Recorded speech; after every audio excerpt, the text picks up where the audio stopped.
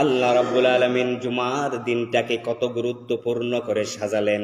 তোমরা একটু চোখ খুলে দেখো। আল্লাহ রাব্বুল আলামিন বলেছেন, নবীজি সাল্লাল্লাহু আলাইহি ওয়াসাল্লাম বলেছেন, যেই দিনগুলোর মধ্যে সূর্য উদিত হয় ওই দিন সমূহের ভিতরে নিঃসন্দেহে শুক্রবার জুমাবার শ্রেষ্ঠ দিন। আল্লাহ রাব্বুল আলামিন আদম আলাইহিস সালামকে তৈরি করার জন্য এই জুমার দিনকে পছন্দ করেছেন। আল্লাহ রাব্বুল আলামিন আদম আলাইহিস সালামকে তৈরি করার পর বেহেশতে ঢুকিয়ে দেওয়ার জন্য এই জুমার দিনকে প্রাধান্য দিয়েছেন, সিলেক্টেড করেছেন।